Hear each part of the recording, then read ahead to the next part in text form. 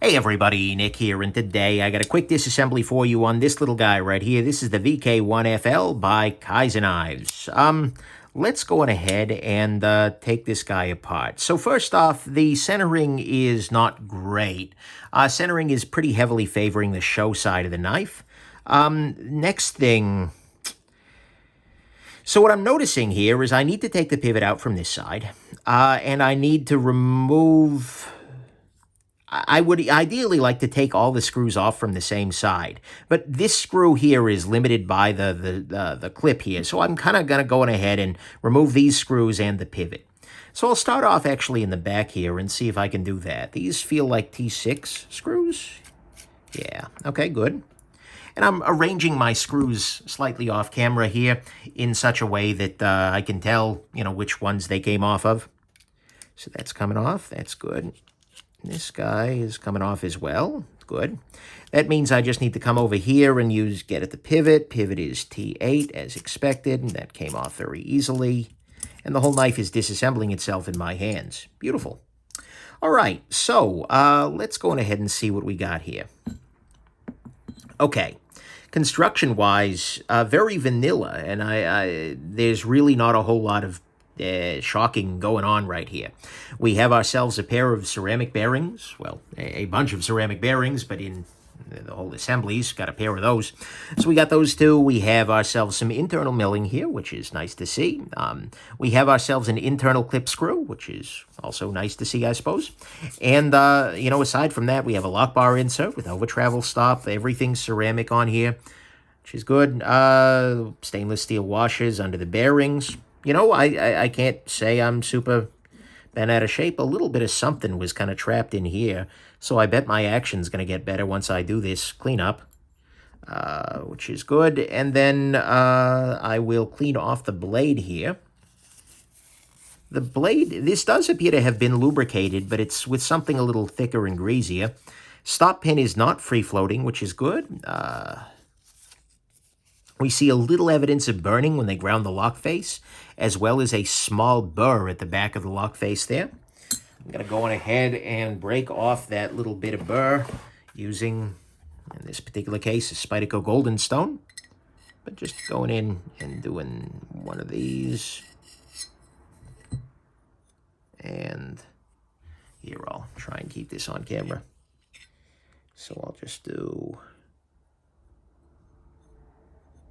Oh, almost there. And now back the other direction.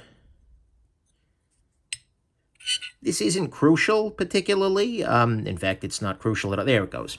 There's just a little bit of metal remnant left over on the end there, and that can be a little bit, as I'm disassembling, it could lead to a little kind of micro cut, and so I just as soon not have that on there. Not the end of any worlds, though, in any way, shape, or form. All set there. We see there is a very, very slight chamfer on the front of it, kind of acting, I think, as a detent ball ramp. So that's good at least. Let's go ahead and pop the... clean up these bearings real quick. Clean off whatever lubrication they've got on there. There we go. This is all pretty straightforward. And clean off the pivot. And then we should be good to go. The pivot itself is not free spinning by virtue of this D shape there, and there's a similar D shape on this side of the thing, so that's nice to see. Okay, let's go on ahead and start reassembling this. So one thing that's worth noting is that the side that the pivot, no, I'm crazy, because the smooth side of the pivot is on this side. So what I'll go ahead and do is I'll insert the pivot, making care, of course, to get that D shape in the right position. Not that you can insert the pivot otherwise. Then I'm going to go on ahead and put a little bit of, I'm using some 10 Weight Nano Oil here. By the way, if you're curious about this or any of the other tools or substances I use during my disassemblies, go on ahead and check nickshabazz.com/tools. I have a whole list for you there. Substances makes it sound like I'm on performance-enhancing knife disassembly medications. I am not. I can't think of anything that would be that, but, who knows? Oh. Clean out the inside of the blade there. All right, let's... I'm mainlining nano oil. That is it. No, that is not advice. It's a joke. It's a dumb joke at that. But anyways, so going ahead, put that washer in place. Now we're going to start putting everything back together here. I'm missing something. Yes, I am.